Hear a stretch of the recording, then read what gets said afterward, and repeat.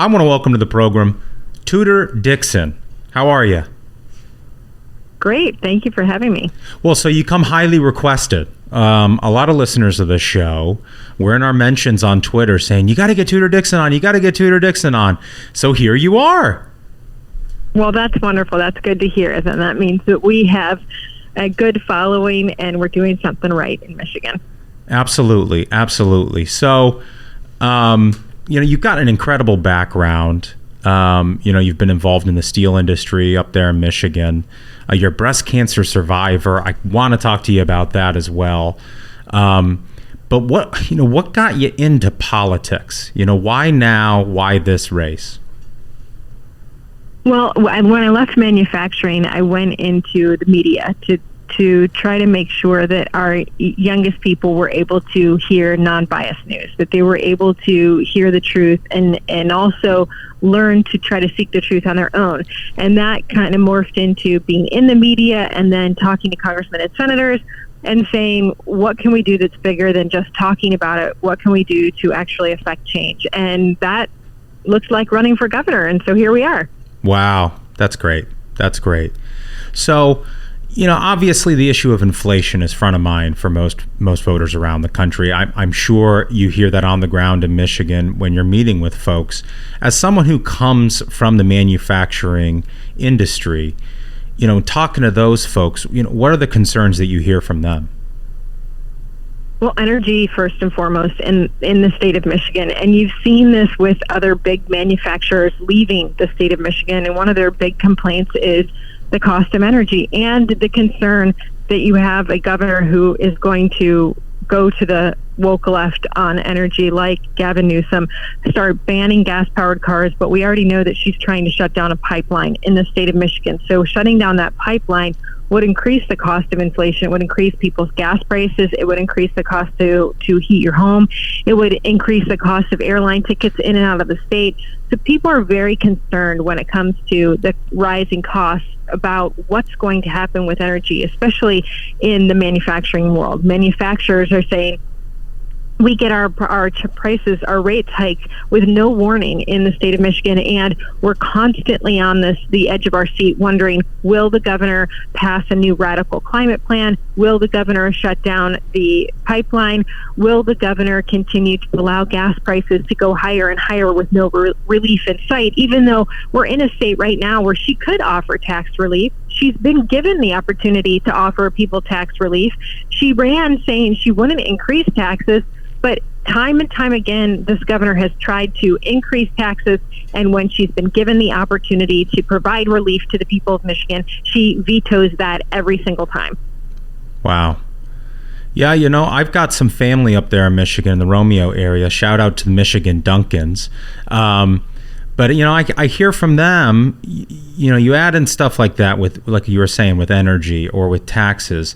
And then, the history of what Gretchen Whitmer did in COVID, and people are just upset. I feel like they're tired of the business as usual, and they're also tired of Gretchen Whitmer sort of pandering to this far left, wing of her party.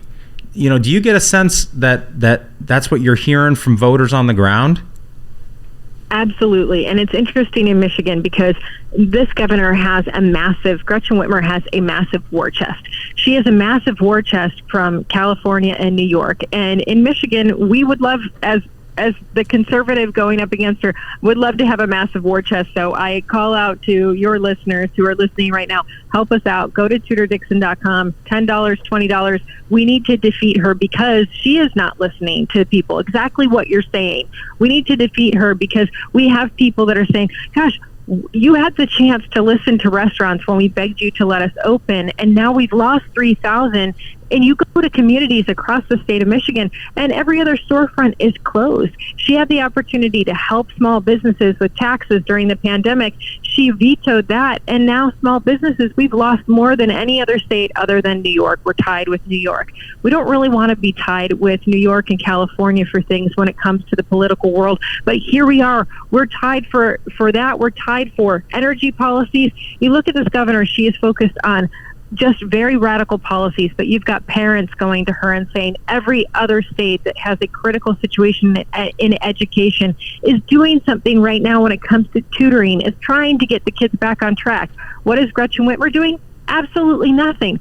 It is these woke policies that she is bringing to the state, totally focused on that. She's been hiding like Biden. You haven't seen her. When she was running to be vice president, she was on every major news station. But where is she now? She's nowhere to be found, because she's found that it's easier to be quiet and just have the money come in from New York and California and see if she can outspend us. But you know what? Even with less money, we are still getting our message out, and our message is a lot more, a lot easier to listen to, and it's exactly what the people of Michigan need. They want to make sure that they're going to have schools that are going to improve and teach their kids the basics of reading, writing, and math. They want to make sure they have safe communities and someone who's going to invest in the police, and they want to make sure that businesses and job creators can thrive in the state of Michigan, and that's reducing regulation and energy costs and making sure that the state is competitive moving forward. Yeah, and clearly that message is resonating, because I saw RCP move this race to a toss-up. She's not going to be able to hide forever, because your message is clearly resonating with the voters of Michigan. So you touched on it a little bit there, and I'd like to talk a little bit more about it. Education. You know, you have some background in this area.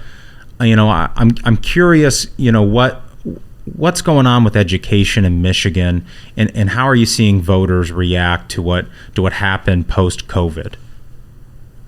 Well, there's a few different things happening in education. First and foremost, we were 38th in the nation before COVID, which wasn't great. We already knew we had a slow-moving crisis in education in the state.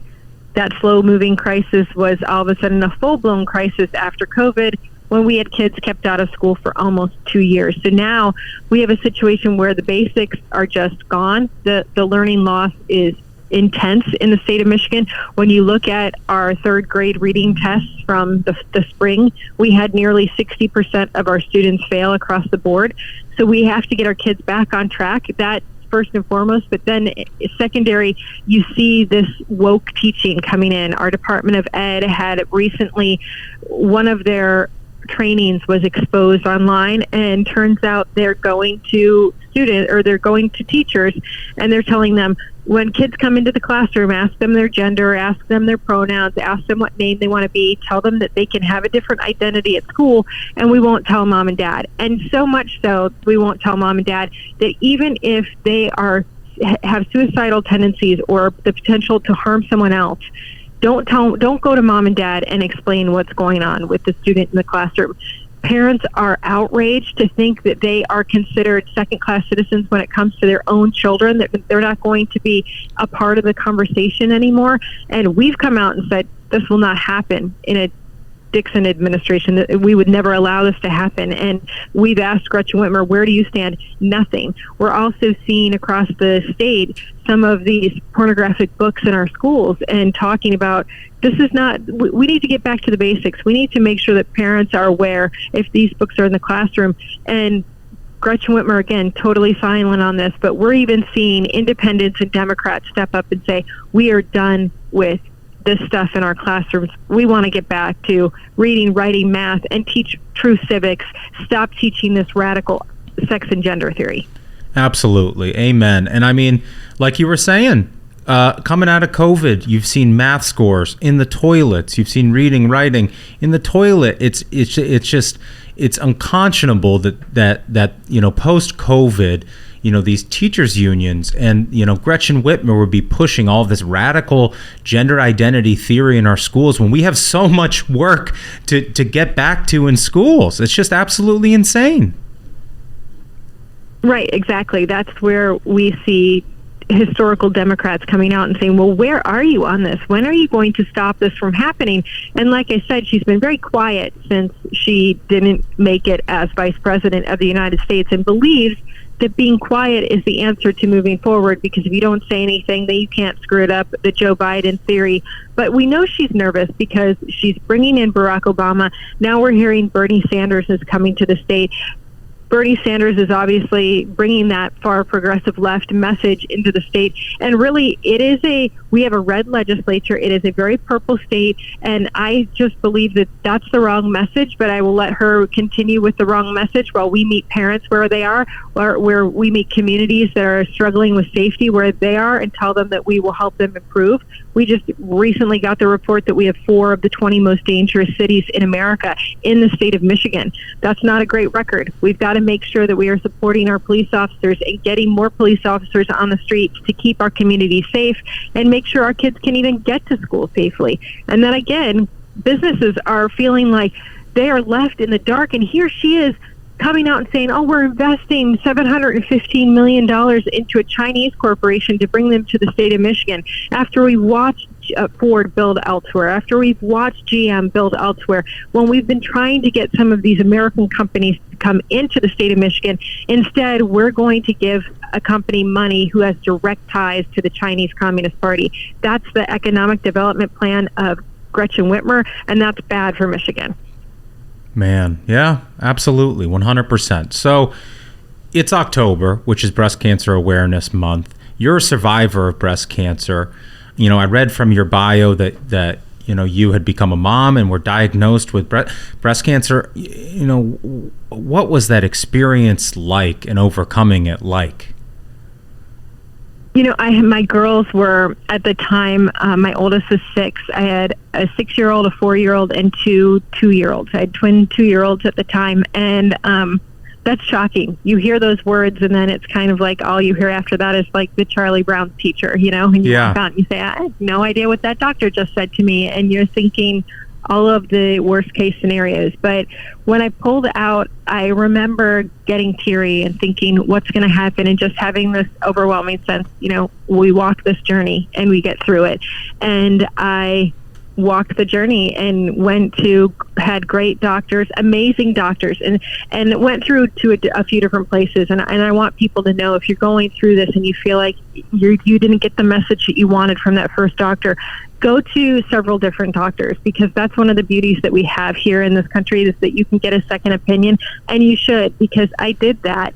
And I was able to find a doctor who I could tell was just very sympathetic, understood my needs, wanted to make sure that I got the best possible care. And then 3 years later, even though that doctor sees people come in and out every single day, every 5 minutes, he called me 3 years later and he said, I have a young woman in her 30s, same situation that you were in. I'm wondering if you can call her and walk her through what the surgery would be. And that just was evidence. That was just the confirmation I needed that I had done the right thing finding that doctor, because for him to think of me all those years later and allow me to call one of his patients and talk her through what is one of the scariest times in your life, when you have young little ones at home and you're facing breast cancer. But really, it was an experience that you never forget, but it also makes you much stronger. Wow, that's just incredible. Incredible. So, we always end an interview here on the Ruthless Variety program with 3 big questions that our listeners really pay attention to. And, you know, since so many of these listeners wanted you on the show, I'm sure they're going to be listening extra close. So question number 1 is, if you could plan your last meal on Earth, what would it be? So my great-grandmother used to make chicken and noodles, and it was divine. And she would always have a red velvet cake at the end of it. And if I could have my whole family with me and we would eat that together, that would be the best thing I can think of. Wow, that does sound good. Red velvet cake, huh? Yes. Oh, yes. It's very special frosting. Not cream cheese frosting. Very special frosting. It has to be the special frosting, too. Nice. So question number 2, you know, if you didn't get involved in politics, you know, blue sky, whatever you could think, could be any wild dream that you might have had, you know, what would you be doing with your life? You know, I would probably be back in manufacturing, trying to get other young people involved in manufacturing. When I was in the steel foundry, I was awarded Metal Casting's Future Leader, and at the time, I think it was just so valuable to be able to create something, build something out of nothing. I mean, you're the ultimate recycler, right? You're bringing in just jagged pieces of metal, melting it down, and creating a product out of it, and then seeing that in the world impact life, making Caterpillar tractors, making mining equipment, making farming equipment. And going back to that and just showing young people how incredible it is to be a part of something that moves the world forward, that would probably be where I am. Awesome. Where I would be. And getting to do it here in America on top of that. That's right. Yeah. Exactly. Okay, so last big question, and this is sort of a psychological question.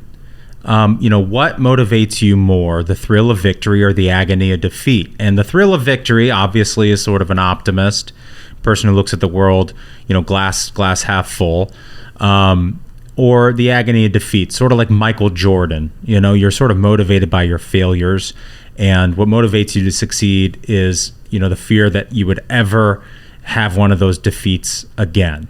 So what motivates you more, Tudor Dixon, the thrill of victory or the agony of defeat? Gosh, in this race, really the agony of defeat, because of the people that I've met along the way and the people that I think about before I go to sleep at night and think that person really needs to see hope in this state, because Michigan is different, like I said, different than other states right now. There are whole communities that have just been decimated by what the policies were in the state. Businesses closed, the sense of community gone. There's no place to go gather together to have coffee anymore. The restaurants are closed down. The people that have come to me, and one woman in particular, we went to a coffee shop and she walked up to me and said, "May I take your hands?" And I said, "Yes." And she burst into tears and said, "Please bring us back. Please save us from this." And those are the people that I think of every single night and think, I just don't want to let them down. Oh, yeah, me too. Well, I hope you get there. Again, the race is now a toss-up. Gretchen Whitmer is not going to be able to hide. She's going to have to come out from the basement and face you at some point. For our listeners, please go to TudorDixon.com.